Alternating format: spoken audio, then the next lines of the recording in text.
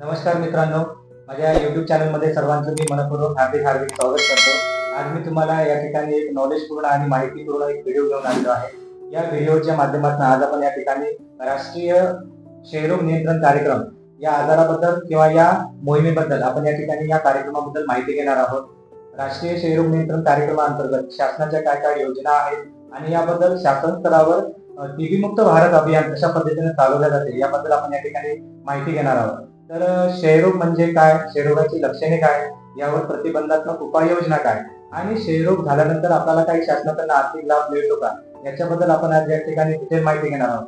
ही माहिती घेण्यासाठी टीबी विभागाचे माझे मित्र मिस्टर मनोज सकपाळ सर या ठिकाणी उपस्थित आहेत। सरांचं मी या ठिकाणी YouTube चॅनलमध्ये मनपूर्वक हार्दिक स्वागत करतो। Most welcome Sakpal sir.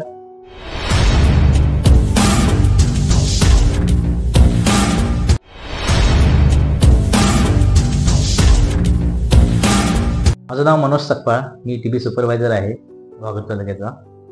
मला सरांनी बोलवलं, धन्यवाद। Okay, thank you sir. मला सुरुवातीलाच तुमच्याकडून जाणून घ्यायला आवडेल की क्षयरोग म्हणजे काय आणि क्षयरोग हा कसा पसरतो, याच्याबद्दल मला थोडक्यात तुमच्याकडून माहिती मिळाली तर आवडेल सर। अतिशय छान प्रश्न आहे। क्षयरोग म्हणजे टीबी, त्याला इंग्लिशमध्ये टीबी म्हणतो आपण। टीबी म्हणजे ट्युबरक्युलोसिस बॅसिल आहे। म्हणजे त्याची जर व्याख्या जर आपण केली तर मायक्रोबॅक्टेरियम ट्युबरक्युलोसिस बॅसिल आहे। या आजारापासून होणारा या जीवाणूपासून होणारा आजार म्हणजे क्षयरोग।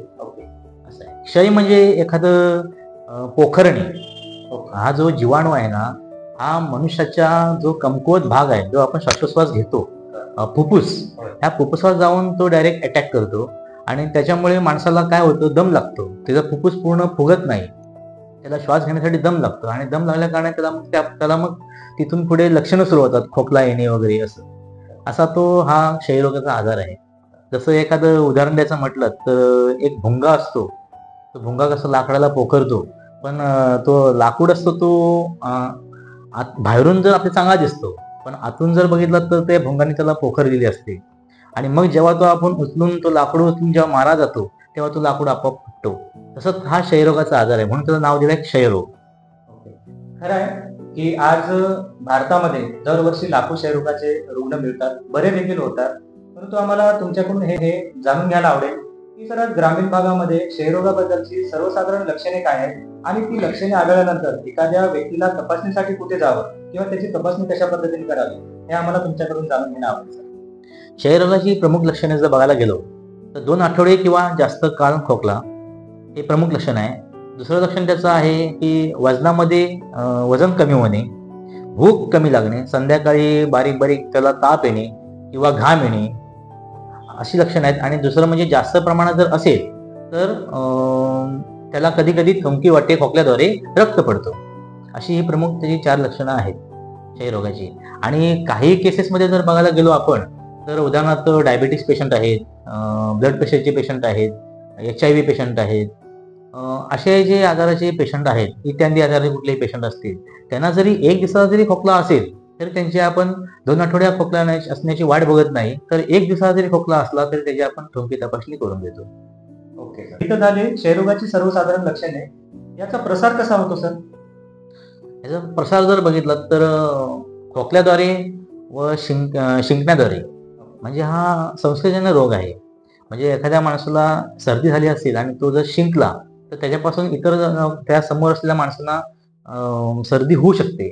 तसाच आहे, एखादा पल्मनरी केस टीबी पेशंट आहे आणि तो जर खोकला तर त्याच्या समोर असलेल्या माणसांना जर याची इम्युनिटी पॉवर कमी आहे त्याला ते लवकर पकडू शकतो, असं आहे। त्यामुळे कधीही याच्यापासून टाळायचं असेल तर अशा केसेसच्या समोर थांबणे नाही किंवा तोंडाला मास्क लावणे किंवा रुमाल लावणे, असं खोक यायच्या वेळा तोंडाजवळ रुमाल धरणे हे एक फार गरजेचं आहे। आणि ह्याचं जर बघायला गेलं दुसरा आणखी विषय तर प्रत्येक माणसाने घरातून बाहेर पडायच्या वेळेला काहीतरी खाऊन बाहेर पडलं पाहिजे। एक तर तुम्ही जर ह्याच्यामध्ये बघितलात पार्श्वभूमी मागची तर पूर्वी लोक म्हणायची की घरातून एखादी व्यक्ती आपल्या बाहेर पडाली, आपल्या कामासाठी निघाली की पूर्वीचे लोक म्हणायची काय की घरातून बाहेर जातोस ना, मग काहीतरी खाऊन जा। हे फार महत्वाचं होतं। आता ती प्रणाली बंद झाली हळूहळू, पण हे फार महत्वाचं आहे। घरातून बाहेर पडायच्या वेळा खाऊन जा म्हणजेच काय आहे, इतर आजारापासून आपलं रक्षण होतं। बरोबर. टीबी सारखे आजार हे मोठे मोठे असे आजार आहेत, त्यांच्यापासून आपलं रक्षण होतं. म्हणून घरातून खाऊन बाहेर पडणे फार गरजेचं आहे. त्याने काय होतं, माणसाची इम्युनिटी पॉवर टिकून राहते आणि इम्युनिटी पॉवर टिकून राहिल्या कारणाने त्याला इतर आजार होण्याचे धोके फार कमी असतात. हे फार एक महत्वाचा विषय आहे. बरोबर आहे. एकंदरीत विषय असा आहे, की जर एखाद्या व्यक्तीची इम्युनिटी पॉवर कमी असेल, साहजिक आहे इम्युनिटी पॉवर कमी असणे म्हणजे त्याचं वजन कमी असणार आहे. तर ह्या गोष्टी ज्या व्यक्तीमध्ये दिसतात त्यांना हा आजार होण्याची दाट शक्यता असते. आणि तुम्ही दुसरा विषय म्हणाले, की ज्यांना हायपरटेन्शन आणि डायबिटीज आहे, असे लोकं देखील या आजाराचे लवकर बळी पडू शकतात. बरोबर. तर मला तुमच्याकडून जाणून घ्यायला आवडेल, की या आजाराचं निदान कशा पद्धतीने केलं जातं आणि कुठे केलं जातं? साहेब? निदान जर बघायला गेलो तर सरकारी दवाखाना हा सगळ्यात बेस्ट आहे काही आजारांसाठी. लोकांची जरी मानसिकता सरकारी दवाखान्यामध्ये जरी वेगळी असते, तरी पण काही आजार असे आहेत की जे सरकारी दवाखान्यातच उपचार घेणे योग्य आहे. आता तसे म्हणायला गेलं तर एक्सरे तपासणी करणे आणि दुसरे म्हणजे बेडका, हे थुंकी तपासणी करणे. तर आपण बेडका म्हणतो, थुंकी का म्हणत नाही आहोत? बेडका आणि थुंकी एकच शब्द आहे, काही वेगळा नव्हे.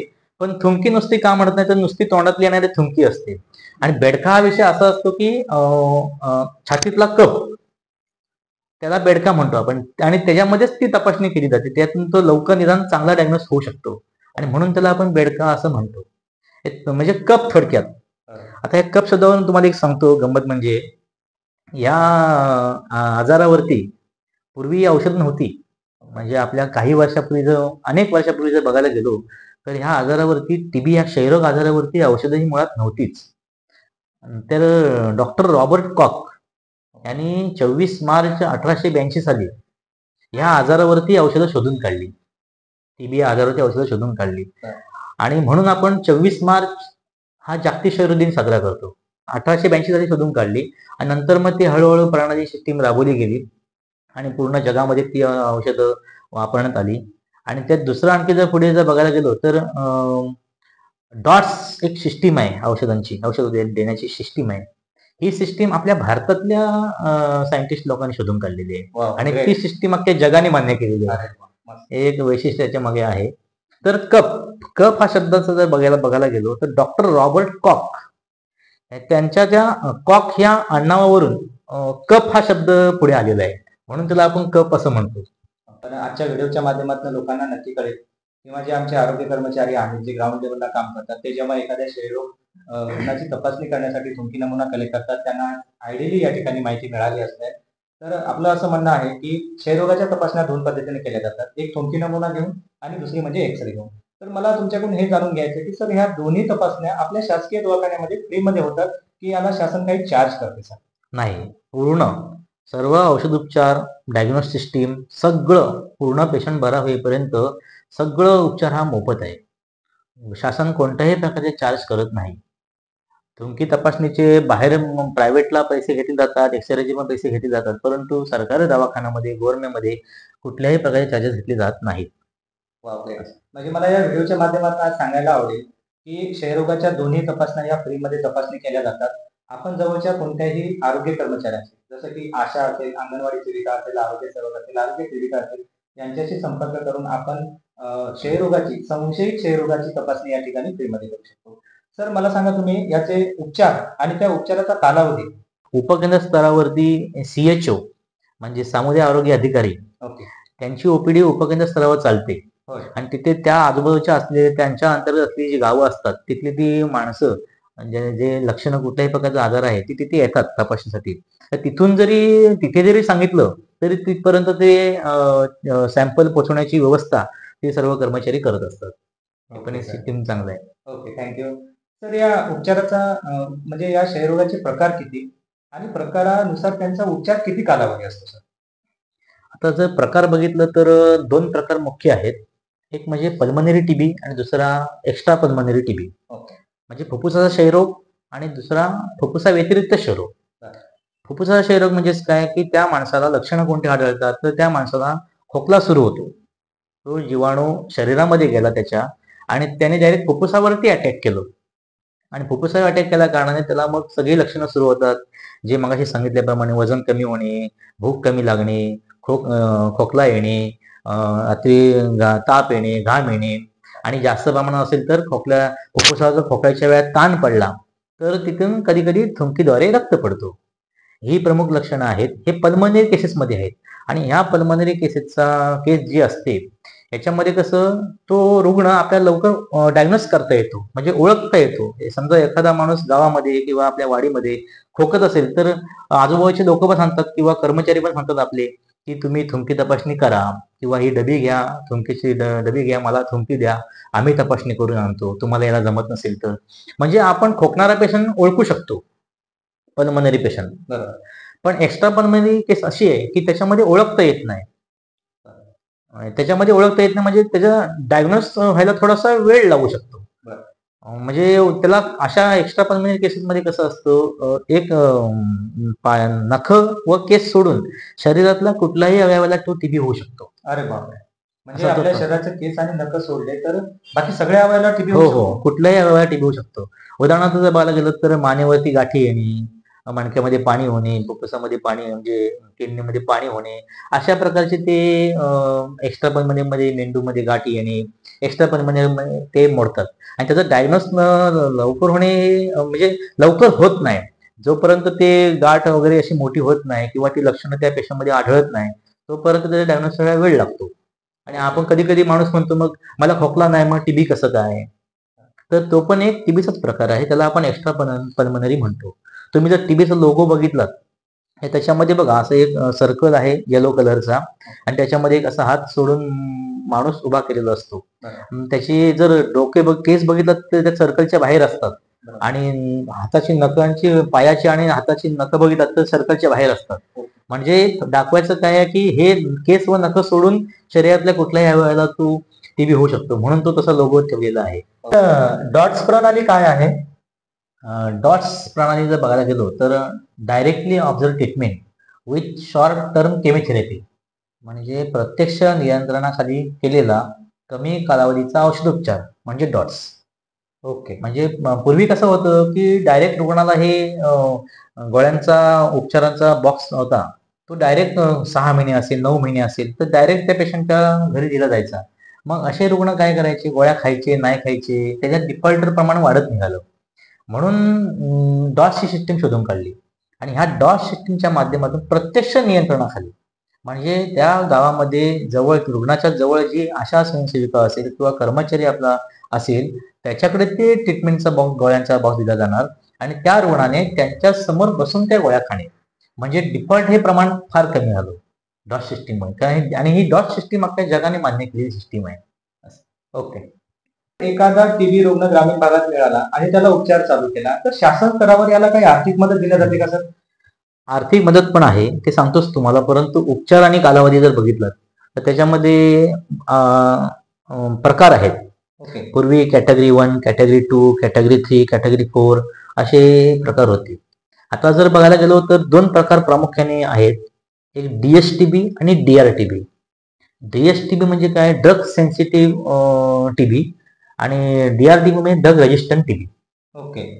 असं. आता आपण सध्या आपल्याला जास्त पेशंट सापडतात ते DSTBचे आणि तो कालावधी जर बघायला गेलो तर 6 महिन्याचा औषधाचा कालावधी आहे. त्याला आपण कॅटेगरी 1 म्हणून म्हणतो. तर हा 6 महिन्याचा औषधाचा कालावधी आहे DSTB मध्ये.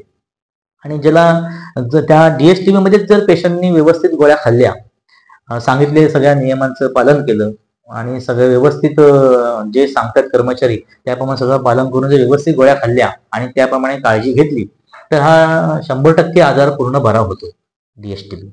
आणि जर काही बघायला गेलो तर काही रुग्ण हे खात नाही औषधोपचार, म्हणजे उदाहरणार्थ दारू पिणे, तंबाखू, सिगरेट ह्या गोष्टी व्यसन करत राहणे किंवा गोळ्या खायला टाळाटाळ करणे, अनियमितपणा वगैरे असे जे पेशंट असतात ते डिफॉल्ट होतात.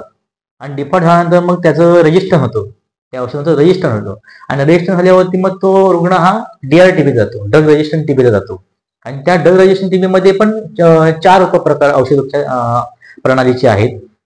त्याच्यामध्ये त्याला आपण MDR-TB म्हणतो, मल्टी ड्रग रेजिस्टंट टीबी त्याला आपण म्हणतो. आणि त्याच्यामध्ये 4 प्रकार आहेत. तो म्हणजे एक H mono TB, H mono regimen म्हणजे तो 6 ते 9 महिन्याचा आहे. दुसरं म्हणजे शॉर्टर रेजिमेन, तो 9 ते 12 महिन्याचा आहे कालावधी. दुसरं all oral longer TB regimen, तो 18 ते 21 महिन्याचा आहे. आणि चौथा प्रकार जर बघायला गेलो त्याच्यामध्ये तर कन्व्हेन्शनल टीबी हे रेजिमेंट, म्हणजे तो 24 ते 27 महिन्याचा आहे. असे ते त्याच्यामध्ये ते कुठल्या प्रकारचं नेमका रेजिस्टंट आहे ते बघून त्याला ती DRTB सेंटर जो असतो ते ठरवतात की ट्रीटमेंट कुठली द्यायची, कन्व्हेन्शनल द्यायची का लॉंगर द्यायची का शॉर्टर का याची मोनो द्यायची, ते ठरवलं जातं. Okay sir, thank you. आता सर, हे तर झालं, आपण आजाराबद्दल पूर्ण माहिती घेतली, त्यानंतर त्याची उपचार बघितला, कालावधी बघितला, प्रकार बघितला. शासन स्तरावर एखाद्या व्यक्तीला टीबी आजार झाला तर त्याला आर्थिक मदत काही दिल्या जाते? हा, आर्थिक मदत दिली जाते. आता गव्हर्नमेंटने डीबीटी नावाची एक सिस्टीम सुरू केली, डायरेक्ट बेनिफिट ट्रान्सफर. ओके. म्हणजे एखादा टीबी रुग्ण घोषित झाला आणि त्याला सरकारी दवाखान्यातून औषध सुरू झाला की त्याला सरकारकडून दर महिन्याला 1,000, पूर्वी 500 रुपये होते, आता ते सरकारने 1,000 रुपये केले आणि दर महिन्याला 1,000 रुपये त्याला त्याच्या अकाउंटला डायरेक्ट बेनिफिट ट्रान्सफर डीबीटी दिली जाणार सरकारला. दर महिन्यात त्याच्या अकाउंटला 1,000 रुपये येणार, जोपर्यंत त्याचा औषधाचा कालावधी सुरू आहे तेवढे महिने. समजा त्याला MDR टीबी असेल, 18 महिन्याचा कालावधी असेल तर 18 महिने त्याला 1,000 प्रमाणे येणार. DSTB मध्ये 6 महिन्याचा प्रकार असेल कॅटेगरी 1 मधला, तर त्याला 6 महिने 1,000 रुपये येणार आणि हे पैसे त्याला घरामध्ये पौष्टिक खाणं खाता यावं, दूध, अंडी, अशा प्रकारचे फळं वगैरे अशा प्रकारे त्याला खाता यावं म्हणून ते डायरेक्ट बेनिफिट ट्रान्सफर सरकारकडून ती मदत केली जाते. दुसरं म्हणजे औषध सगळी ही मोफत असतात. औषधाचा पूर्ण कालावधी व औषधं ही सगळी सरकारकडून मोफत असतात. त्याच्यामध्ये डायग्नोस्टिक सिस्टीम जी असते, एक्सरे, थुंकी वगैरे हे पण सगळे मोफत असतात. शिवाय कालावधी गोळ्या चालू असताना जे मधले फॉलोअप असतात ते रुग्णाचे, त्याच्यामध्ये जी थुंकी तपासणी किंवा एक्सरे केली जातात ते देखील सगळे मोफत असतात. हे असे फायदे सरकारकडून दिले जाते. आणि दुसरा आणखी एक फायदा म्हणायला गेला तर निक्षय मित्र, निक्षय पोषण योजना हे आहे. तर आम्ही सरकारी कर्मचारी आपण सर्व काय करत असतो की समाजामध्ये जे लोकप्रतिनिधी आहेत किंवा दानशूर व्यक्ती आहेत अशांकडे किंवा संस्था आहेत किंवा ट्रस्ट आहेत अशांकडे आपण जाऊन त्यांना आवाहन करत असतो की आमच्या टीबी पेशंटला तुम्ही आर्थिक किंवा धान्याच्या स्वरूपात काही मदत करता येईल का, असं तर तसे आम्ही माणसं शोधत असतो आणि त्यांच्यामार्फत आपण त्यांना निक्षय मित्र ह्या संकल्पनेमध्ये आणून त्यांचं रजिस्ट्रेशन करून त्यांच्यामार्फत आपण त्या पेशंटला, समजा एखादा पेशंट 6 महिने औषध घेत असेल तर त्याला 6 महिने त्यांच्यामार्फत आपण धान्याचा पुरवठा करतो. म्हणजे धान्य म्हणजे घरामध्ये जे रेग्युलर खाणं लागतं त्या हिशोबात त्या धान्याचा पुरवठा करतो. असे काही माणसं म्हणतात आम्हाला 2 पेशंट घेतो आम्ही निक्षय मित्र म्हणून, काही म्हणतात आम्ही 10 घेतो, काही म्हणतात 1 घेतो. असे जसे समाजसेवा जसे मिळतील त्या हिशोबाने आपण ते करत असतो. ही एक पेशंटला एक मदतीचा हात असे करणारी माणसं भरपूर प्रमाणात सापडतात. ओके, बरं, क्षयरोग जर एखाद्या व्यक्तीला झाला असेल तर त्यांना आपण 1,000 रुपये आर्थिक मदत देतो, जी की त्या रुग्णाची इम्युनिटी पॉवर कमी असते, सोबत त्याचं वजन कमी झालेलं असतं, त्याची रोगप्रतिकारक शक्ती वाढावी, तसेच त्या रुग्णाला आर्थिक पाठबळ देऊन की त्याच्या आहारासाठी त्यांनी त्या पैशाचा उपयोग करावा आणि आपलं वजन आणि रोगप्रतिकारक शक्ती वाढण्यासाठी उपयोग करावा, हा शासनाचा या योजनेचा महत्वाचा उद्देश आहे. सर, मला तुमच्याकडून हे महत्वाचं जाणून घ्यायचं आहे की एखाद्या व्यक्तीला जर 1,000 रुपयाचं किंवा ते कालावधीने आपण त्यांना बेनिफिट देणार आहे तर यासाठी प्रोसिजर काय आहे किंवा हा अर्ज कोणाकडे केला जातो आणि त्यांना लागणारी कागदपत्रे काय आहेत? कागदपत्र काही नाही, फक्त बँकेचा पासबुक रुग्णाचा. ज्या वेळेला आपल्याला गोळ्या सुरू सरकारी दवाखान्यामध्ये केले जातात त्याच वेळेला आपण आपला बँकेचा पासबुक त्या रुग्णाचा, आणि रुग्णाचा जर बँकेचा पासबुक नसेल तर घरातील नातेवाईकाचा, जवळचा नातेवाईक, पहिलं म्हणजे आपण सक्का नातेवाईक पकडतो, म्हणजे पती पेशंट असेल तर पत्नी, मुलं, आई वडील असे आपण नातेवाईक पकडतो. तर रुग्णाचा अकाउंट नंबर म्हणजे पासबुक हे जर दिलं सरकारी कर्मचाऱ्यांचे झेरॉक्स किंवा ओरिजिनल पासबुक जरी दाखवलं तर ते आपल्या ऑनलाईन प्रणालीला ते एंट्री करून घेतात. तर त्यांनी आधार कार्ड, बँकेचे डिटेल आणि त्या बँकेमध्ये IFSC कोड किंवा राष्ट्रीयकृत बँक असणं आवश्यक आहे, ही मात्र आहे. 1,000 एवढं रुपये जरी असेल आणि 1,000 रुपयाचा त्यांना लाभ मिळण्यासाठी त्यांनी आपल्या आशा सेविकेकडे किंवा कुठल्याही शासकीय कर्मचाऱ्याशी संपर्क करून अर्ज केल्यानंतर त्यांना लाभ घेता येतो. ओके सर, मला अजून एक तुमच्याकडून जाणून घ्यायचं आहे की निक्षय मित्र जी योजना तुम्ही सांगितली, ते निक्षय योजना, समजा आता मला जर निक्षय मित्र व्हायचं असेल तर त्याच्यासाठी प्रोसिजर काय आहे किंवा मी कोणासोबत संपर्क केला पाहिजे? निक्षय मित्र आपल्याला व्हायचं असेल तर आपल्या एरियामधील जो आरोग्य कर्मचारी आहे, ANM असू दे, MPW असू दे, CHO असू दे, आशा स्वयंसेविका असू दे किंवा कोणी आरोग्य कर्मचारी असेल, त्यांच्याकडे संपर्क साधला जरी की मला निश्चय मित्र व्हायचे, मला अमुक पेशंट घ्यायचे, आमच्या गावातले म्हणा किंवा आजूबाजूचे पंचक्रोशीतले म्हणा, हे जेवढे पेशंट आहेत ते मला त्यांना धान्याचा पुरवठा करायचा आहे किंवा दत्तक म्हणून मला ते घ्यायचे, तर आपण त्या कर्मचाऱ्यांना संपर्क साधला तर ते कर्मचारी सरकारी दवाखान्यापर्यंत कळवतात व तिथे त्यांचं ऑनलाईन रजिस्ट्रेशन केलं जातं. त्याच्यामध्ये ते जास्त काही माहिती लागत नाही. पूर्ण नाव लागतं, मोबाईल नंबर लागतं, पत्ता काय ते लागतं आणि किती व कुठले रुग्ण तुम्ही घेणार ती माहिती द्यावी लागते. त्यानुसार ते रजिस्ट्रेशन करून केलं जातं. Okay, thank you. या व्हिडिओच्या माध्यमातून आज मला महाराष्ट्रातील सर्व जनतेला आवाहन करू इच्छितो मी की क्षयरोग झालेला व्यक्ती हा खरोखर फार वेदनादायक जीवन जगत असतो. त्याची रोगप्रतिकारक शक्ती कमी झाली असते, त्याची तब्येत ढासळली असते, त्याचं वजन कमी झालं असतो, त्याचा आत्मविश्वास देखील कमी झालेला असते. अशा रुग्णाला जर आपण मदतीचा हात दिला तर खरी ती आपली सेवा होईल. तर आज त्यांना मी विनंती करतो या व्हिडिओच्या माध्यमातून की आपण सरकारी यंत्रणेशी संपर्क साधून आपण निक्षय मित्र जरूर व्हावा आणि एका क्षयरोग रुग्णाला आपण या ठिकाणी मदत करावी, या व्हिडिओच्या माध्यमातून या ठिकाणी आवाहन करतोय. तर सर, क्षयरोग हा आजार होऊ नये म्हणून याच्यासाठी सर काही प्रतिबंधात्मक उपाययोजना किंवा होऊच नये म्हणून आपण काय काळजी घेता येईल याच्याबद्दल आपल्याला काही सांगता येईल का? होऊच नये हे जर म्हणायला गेलात तर हा क्षयरोग हा कुठलं घराणं बघत नाही. मेन म्हणजे आता आमच्याकडे बरेच पेशंट येतात, ते आम्हाला सांगतात की आम्हाला TB झाला कसंच काय, आमच्या घराण्यात कोणा नाही, आमच्या खानदानामध्ये कोणा नाही, मग आम्हाला कसं झालं ते, हे आम्ही मान्यच करत नाही. असे पण पेशंट अनेक प्रकारचे आपल्याला सापडतात. पण त्यावेळेला समजून सांगणे फार गरजेचं असतो, कारण याच्यामध्ये जनजागृती होणे फार गरजेची आहे.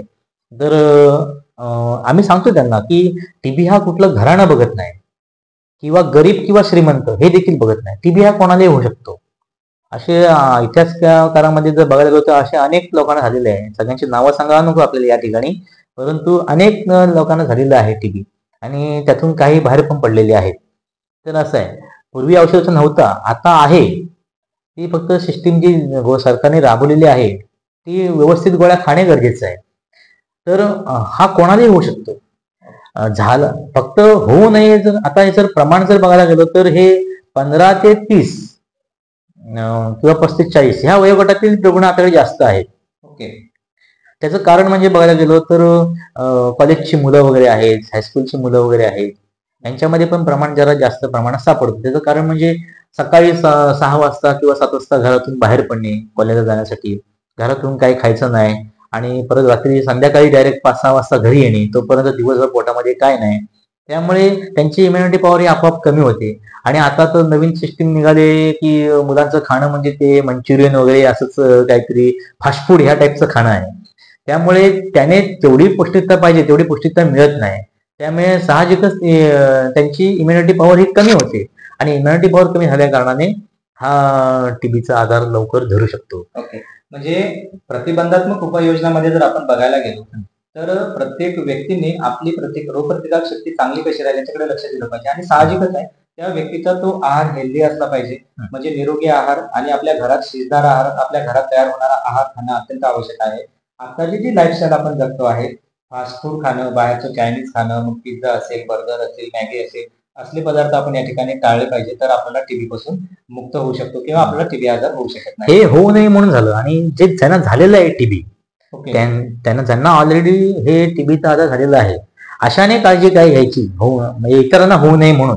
तर त्याच्यामध्ये पण सांगितलेलं की शिंका आली किंवा खोक आली तर तोंडावरती रुमाल घेणे, शक्यतो मास्क लावून राहिलं तर अतिउत्तम, मास्क लावूनच राहणे, खिडकीतून किंवा दारातून त्या पेशंटने कुठेही थुंकायचं नाही, घराच्या बाहेर एका ठिकाण ठेवायचं, तिथेच थुंकायचं आणि संध्याकाळी तिथे बादली भरून पाणी टाकायचं. आणि रात्रीच्या वेळेला जर झोपायच्या वेळेला रात्रीची जर खूप भरपूर प्रमाणात येत असेल तर एखाद्या भांड्यामध्ये राखाडी घ्यायची, चुलीमधली जी राखाडी असते ती राखाडी घ्यायची आणि त्या राखाडीमध्ये ते सारखं पेशंटला भरपूर खोक असले की उठता येत नाही सारखं, अशा वेळेला त्या भांड्यामध्ये थुंकायचं. पण ते भांडं उघडं ठेवायचं नाही तर ते झाकून ठेवायचं पूर्ण. आणि सकाळी उठल्यावरती ते पूर्ण भांडं स्वतः साफ करायचं आणि उन्हामध्ये सुकं घालून ठेवायचं आणि परत संध्याकाळी झोपायच्या वेळेला परत नवीन राखाडी त्याच्यामध्ये घ्यायची. तीच राखाडी पुन्हा वापरायची नाही. आणि शक्यतो ह्या सगळ्या गोष्टी आपणच करायच्या, रुग्णानंच करायचा, इतरांना कोणाला शक्यतो करायला सांगायचं नाही जर जमत असेल तर. आणि घरामध्ये टॉवेल आपला जो असतो तो शक्यतो रुग्णाला टॉवेल रुग्णानेच वापरावा. बाकी घरामध्ये आपण सर्व एकत्र राहून खाऊन पिऊ शकतो, तसं काय सेपरेट काय वेगळं वगैरे ठेवायची काही गरज नाहीये. आणि पथ्य जर म्हणायला गेलात तर खाण्यामध्ये कसे काही कुठले पथ्य असे बरेच लोक सांगतात वेगवेगळ्या पद्धतीने, पण त्याला कुठल्या प्रकारचा नेमका आजार आहे हे बघूनच त्याप्रमाणे ते पथ्य देणे गरजेचं आहे. शक्यतो सगळं मटण, मच्छी, चिकन, अंडी, पालेभाज्या, फळं, कडधान्य हे सगळं खाऊन चालतंय.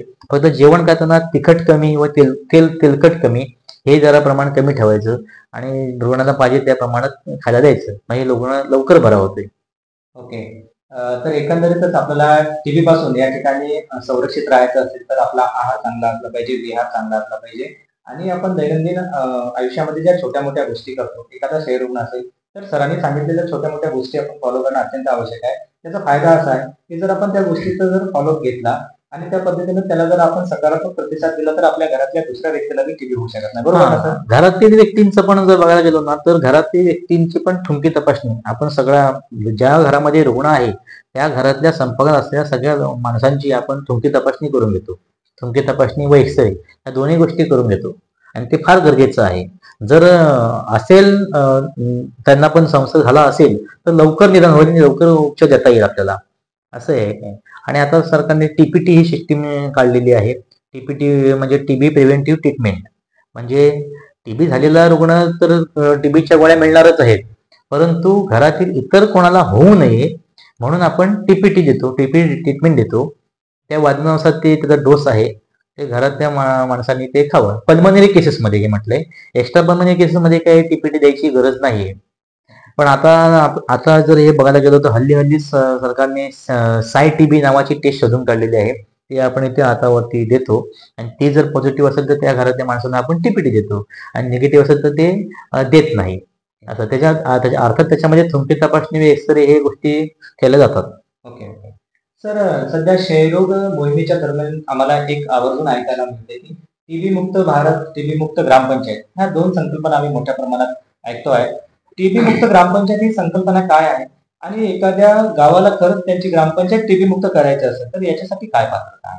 अच्छा, सरकारने आता हे 2025 पर्यंत टीबी मुक्त भारत हे सरकारला मुक्त करायचंय.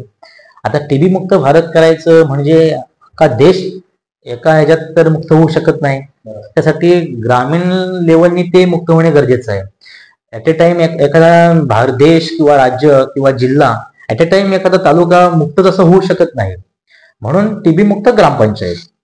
तर ग्रामपंचायत मुक्त करत जायचं, म्हणजे समजा एखाद्या तालुक्यामध्ये आपला ह्या तालुक्यात 66 ग्रामपंचायतीमध्ये आहेत, त्यातल्या 10 मुक्त झाल्या ह्या वर्षी, पुढच्या वर्षी 5 झाल्या, त्याच्या पुढच्या वर्षी 10 झाल्या, 15 झाल्या, असं हळूहळू करून ह्या जिल्ह्यामध्ये एवढ्या ग्रामपंचायती, त्यातल्या एवढ्या मुक्त झाल्या, असे करून अख्खा राज्य आणि देश, अशी ती सिस्टीम आहे टीबी मुक्त ग्रामपंचायत. आणि टीबी मुक्त ग्रामपंचायत ही क्रायटेरिया जर बघितला मुक्त होण्यासाठी तर दर हजारी लोकसंख्येमध्ये 30 स्पुटम कलेक्शन म्हणजे 30 थुंकी नमुने, 1000 लोकसंख्येमागे 30 थुंकी नमुने कमीत कमी होणे गरजेचं आहे.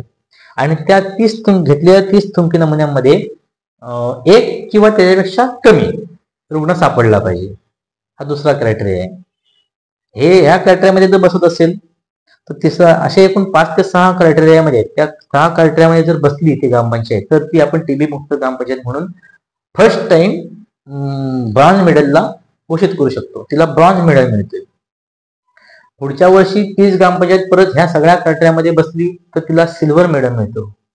आणि तिसऱ्या वर्षात देखील हीच ग्रामपंचायत सेम क्रायटेरियामध्ये बसली तर तिला आपण गोल्ड मेडल देतो आणि तिला टीबी मुक्त म्हणून ग्रामपंचायत घोषित करून टाकतो, असं आहे. तर क्रायटेरिया जर बघायला गेलो तर म्हणजे सांगितल्याप्रमाणे 1000 लोकसंख्येमध्ये 30 किंवा 30 पेक्षा जास्त स्पुटम कलेक्शन होणे गरजेचं आहे.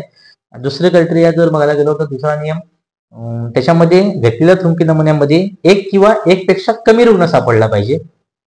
तिसरं, गेल्या वर्षी त्या ग्रामपंचायतीमध्ये अंतर्गत जे रुग्ण होते ते रुग्ण सगळे बरे झालेले पाहिजेत.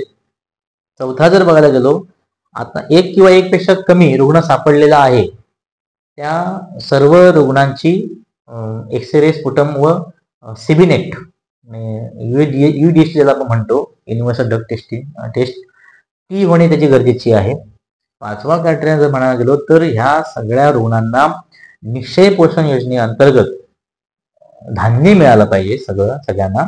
आणि 6वा जर बघायला गेलो तर DBT, त्या रुग्णांना सगळ्यांना डायरेक्ट बेनिफिट ट्रान्सफर, जो 1000 रुपयाचा मानधन आहे रुग्णांना देतो आपण, तो त्यांना मिळाला पाहिजे. ह्या सगळ्या जर क्रायटेरियामध्ये जर ती ग्रामपंचायत बसत असेल तर ती आपण TB मुक्त ग्रामपंचायत म्हणून घोषित करू शकतो. Okay sir, thank you, great. तर मित्र, आज आपण या व्हिडिओच्या माध्यमातून क्षयरोग म्हणजे काय, क्षयरोगाची लक्षणे काय, त्याच्यावर प्रतिबंधात्मक उपाययोजना काय, शासन स्तरावर क्षयरोग निर्मूलनासाठी काय कार्यक्रम चालू आहेत, आर्थिक लाभ काय मिळतो, याची इत्तेभूत संपूर्ण माहिती आपण सतपाल सरांकडून आज जाणून घेतली. आय होप या व्हिडिओच्या माध्यमातून आपल्या सगळ्या लोकांना या आजाराबद्दल डिटेल माहिती मिळाली असेल. मी आशा करतो की हा व्हिडिओ तुम्हाला खरंच नक्की आवडला असेल. तर तुमच्या जवळच्या मित्रांना, आरोग्य कर्मचाऱ्यांना तुमच्या ग्रुपवर शेअर करा. जास्तीत जास्त लोकांमध्ये टीबी बद्दल अवेअरनेस तुम्ही या ठिकाणी निर्माण करा. आणि या व्हिडिओच्या माध्यमातून मी आज आवाहन करू इच्छितो की ग्रामीण भागातील जनतेने टीबी या आजाराला घाबरून न जाता आता सतपाल सरांनी जी लक्षणे सांगितलेली आहेत ती लक्षणे समजून घेतली पाहिजे. आणि त्यापैकी काही लक्षणे आपल्यामध्ये असेल तर आपण स्वतःला टीबीचा रुग्ण न समजता संशयित रुग्ण असं समजून जवळच्या शासकीय दवाखान्यामध्ये तपासणी केली पाहिजे. आणि तपासणी आणखी जो काही निकाल येईल त्या पद्धतीने तुम्ही उपचार घेतला पाहिजे.